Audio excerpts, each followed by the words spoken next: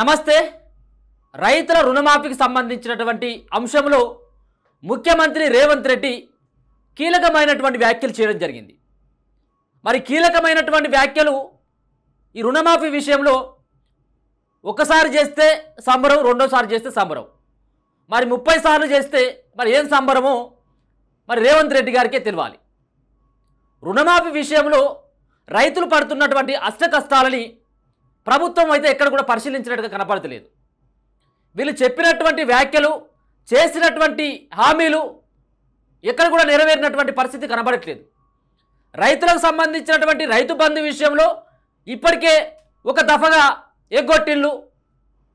ఇప్పుడు రెండో దఫా కూడా ఇంకొక 1 మంత్ అయినట్టయితే ఈ రెండో దఫా పైసలు కూడా ఎగ్గొట్టినట్టు. ఇక అంటే రైతు బంధు పేరు మీద టీఆర్ఎస్ పార్టీ 10,000 ఇచ్చేది, కాంగ్రెస్ పార్టీ అధికారానికి వస్తే రైతు భరోసా అన్నటువంటి పేరు మీద 15,000 ఇస్తామని చెప్పిళ్ళు. ఈ 15,000 లేవు, 10,000 లేవు, 10 పైసలు కూడా లేవు. సరే, ఆ మాట అట్లుంచుగా, నీ వల్ల కాదు కావచ్చేమో, అది అట్లుంచు.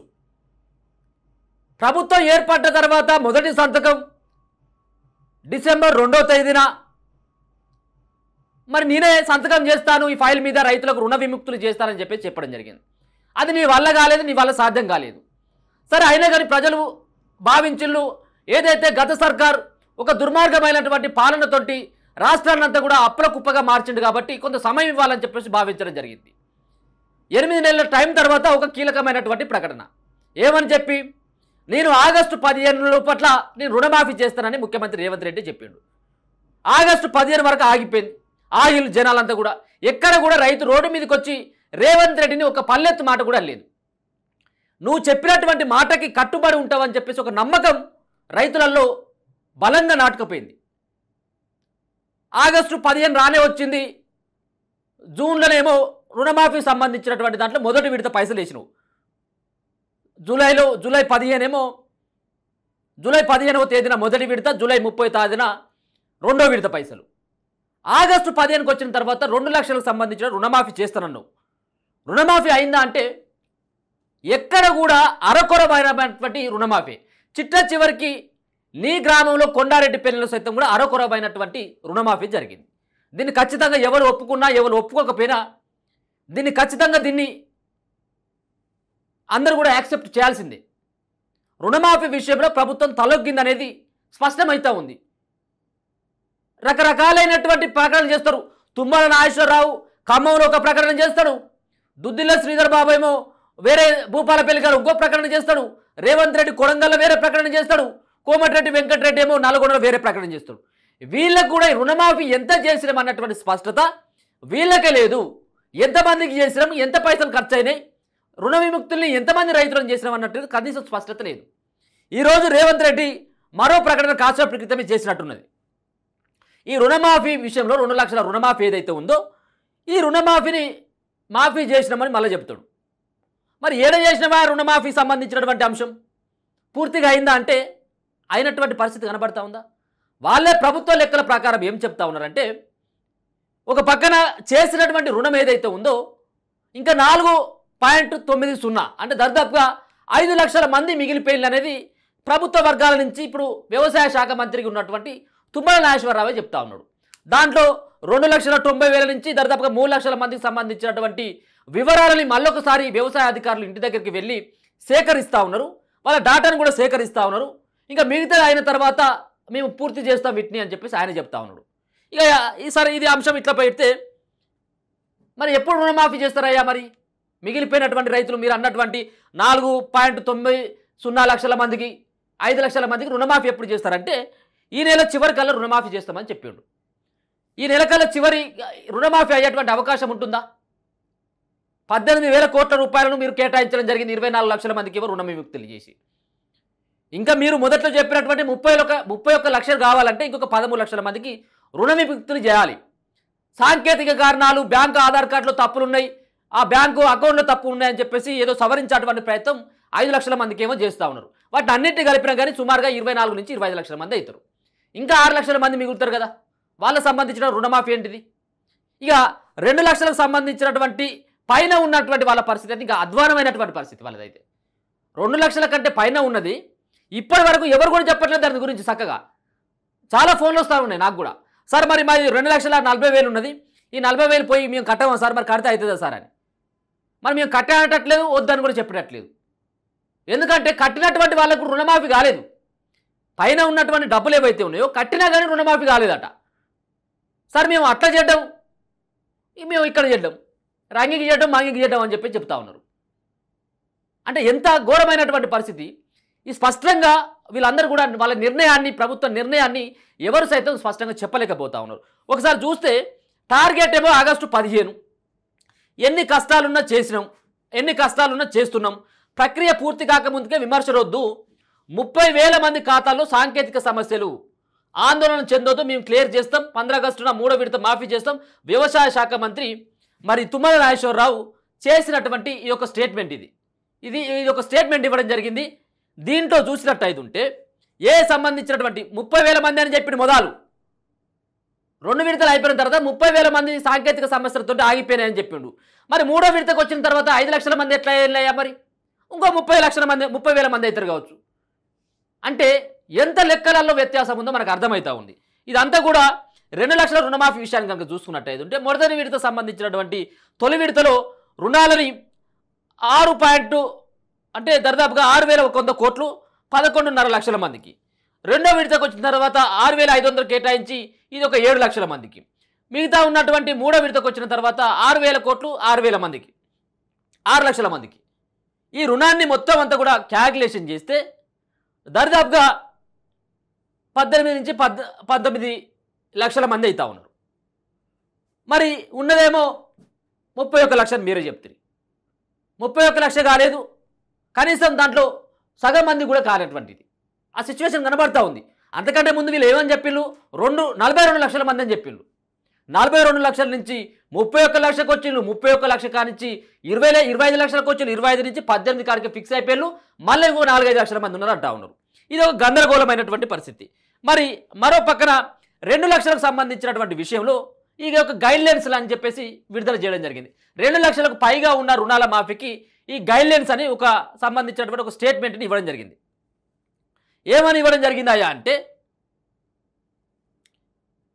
ఇది వీళ్ళు 2 లక్షల కంటే పైన ఉన్నటువంటి వాళ్ళు ఎవరైతే రుణాలు తీసుకున్నారో ఆ సంబంధించినటువంటి పైన ఉన్నటువంటి డబ్బులు ఏవైతే ఉన్నాయో ఆ డబ్బులు కట్టినటువంటి ఇది ఉంటే వాళ్ళకి రుణాన్ని మాఫీ చేస్తామని చెప్పారు. వాళ్ళు కట్టినా కానీ మాఫీ కాలేదు. రేషన్ కార్డులకు సంబంధించినటువంటి అంశాన్ని చెప్పిళ్ళు. రేషన్ కార్డు ఉన్నప్పటికీ చాలామంది కాలేదు, లేనటువంటి వాళ్ళే అసలే కాలేదు. ఒక కుటుంబంలో 10 సంవత్సరాల కాల నుంచి ఉమ్మడిగా ఉన్నటువంటి వాళ్ళే అసలే కాలేదు. దీని పరిస్థితి ఏందో గందరగోళమైనటువంటి పరిస్థితి.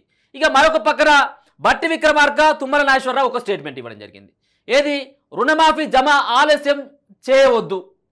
మరి ఎవరు జమ చేయాలి, ఎవరు చేసిన సార్ మరి ఇప్పుడు ఆలస్యం అంటే, మీరు బ్యాంకులకు పైసలు ఇస్తే వాళ్ళు వేయొద్దు అన్నటువంటి ఒక రైతుల మీద ఏమన్నా పగన, మీరు ఇస్తే వాళ్ళు ఎందుకు వేయరు?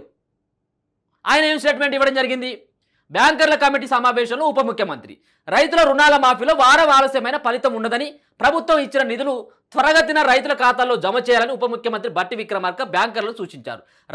రాబోయే త్రైమాసికానికి నిర్దేశించిన రుణ ప్రణాళికను అమలు ఏమంటారు కదా, ఇది ఆ సంబంధించినటువంటి ఏదైతే ఈయన వేయలేదు, ఈయన రుణమాఫీ పైసలే ఇవ్వలేదు.